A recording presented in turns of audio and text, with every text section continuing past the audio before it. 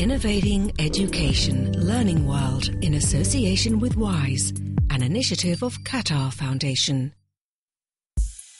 The UN estimates that by year 2050, global demand for food will be 3 times greater than today.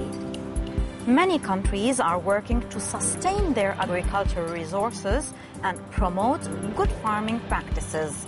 This week, we look at lessons on agriculture in Pakistan, Cuba, and China. The monsoon floods in Pakistan devastated the country's agricultural sector, which employs nearly half of the population.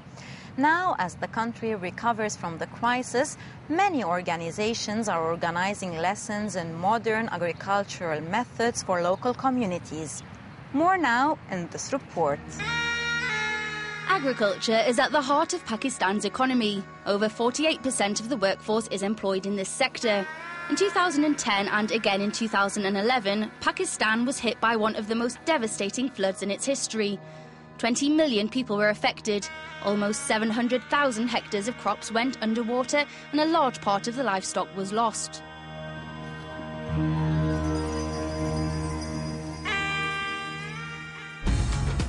But with the support of the European Commission, a network of NGOs from Alliance 2015 was already working in Pakistan at the time. They immediately sprang into action to respond to the emergency and raise awareness through education. First on the starting block, hygiene. The courses target women in rural areas with the hope they'll pass on what they've learned to the rest of the family. It's extremely important because obviously they're in the household with the children, and it's important that they understand because they tend to be the ones who educate and teach their children about these fundamentally important practices. We have trained people within these communities to train the women on 4 main components: the personal hygiene, the hygiene within their home, environmental hygiene, which also then looks at latrines, learning how to clean it, what they can use to clean it. In an attempt to get children involved, some classes are taught in schools where pupils get the chance to pick up some free samples of soap to take home. Women also learn how to farm a family garden. As part of the course, they'll get to know what seeds to plant, how to sow and irrigate, whilst getting to grips with using fertilisers and pesticides. We want to teach the women how to grow organic vegetables. So we don't want to make them depend on high fertilizer or pesticides input. Run by women, for women, some classes focus on getting families to eat healthier by getting the most out of their vegetables. This means they're thoroughly washed to reduce bacteria, and instead of cooking them over long periods, the women are introduced to the idea of lightly frying the vegetables so they retain their natural vitamins. So together with the women, we went to have so-called cooking classes, not because we think they can't cook, but to get an idea about nutritional value, because we found out during many assessments that there's a lack of nutrition in the communities. 75 million Pakistanis are directly dependent on agriculture, a sector that makes up 21% of its GDP. Improving overall quality in this area is critical. The US economic embargo resulted in Cuba investing in internal resources like agriculture. And to promote farming techniques which address the country's needs, new curriculums aim to capitalize on a new breed of young land-owning farmers. In this report, we look at an agricultural college. Since the fall of the Soviet bloc, state-backed farming has helped Cuba to survive the US embargo. Teaching is fundamental for agriculture to continue, and it's taught here at Lwsu Revolucion School in Bayeros, near Havana.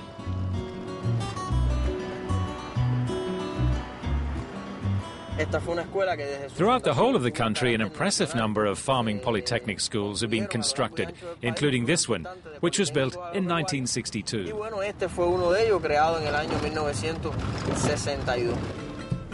The school houses 2,000 budding farmers who learn their trade over 900 hectares of land.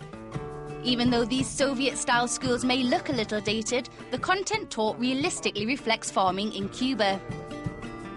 At this workshop, students even get to learn how to make their own medication.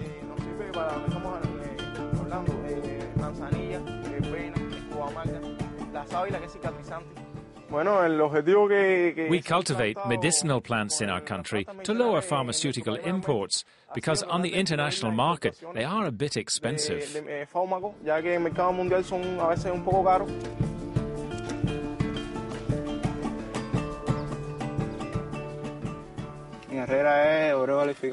I'm studying so I can qualify in agronomy, and I like it because it's an important job for the country, and for me it's an economic opportunity. I like the land.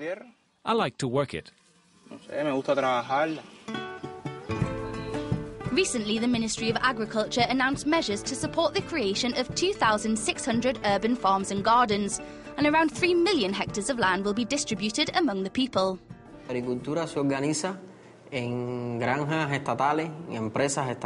Agriculture is organised into state farms, with state businesses dedicated to food production, but also from the private sector. That is, we have farmers who own their land and trading with their products according to the systems that the country has put in place. The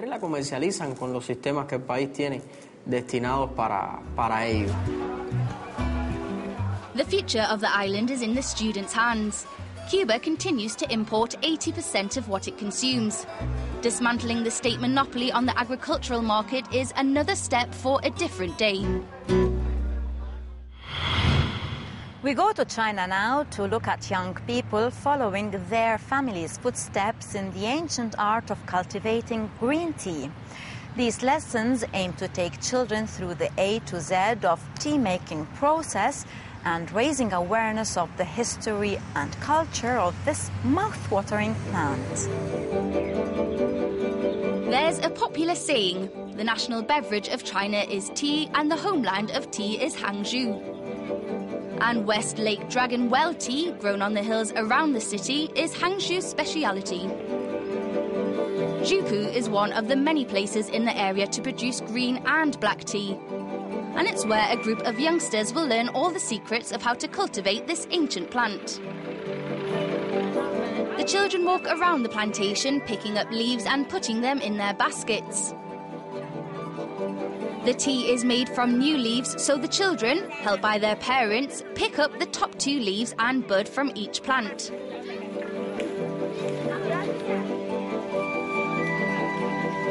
Now they know how to harvest tea, a tradition that goes back 2,000 years.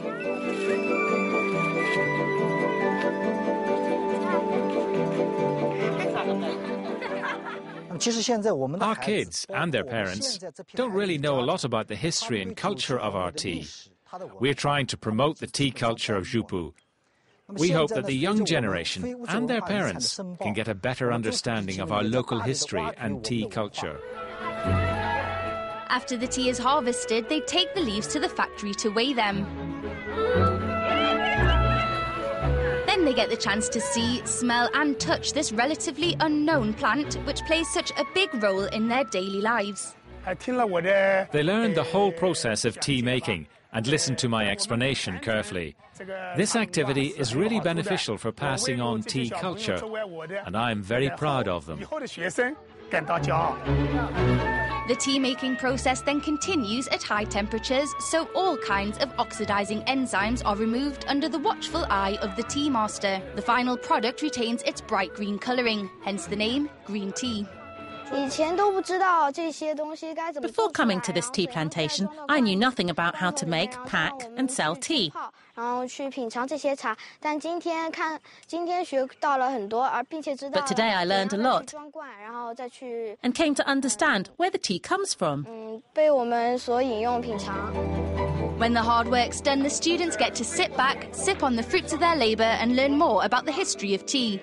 They hear stories about the origins of the drink, with some more entertaining tales from history thrown in for good measure, like the one about the emperor who fell asleep under a wild tea tree with a cup of hot water. The rest, as they say, is history. And now some feedback on our episode on women. One of our viewers in Syria believes that some women think education is a path to making a better marriage. But not all our viewers agree. Join us in this lively debate on Facebook. And don't forget to give us your thoughts on this week's program. Goodbye for now. Learning World in association with WISE, an initiative of Qatar Foundation.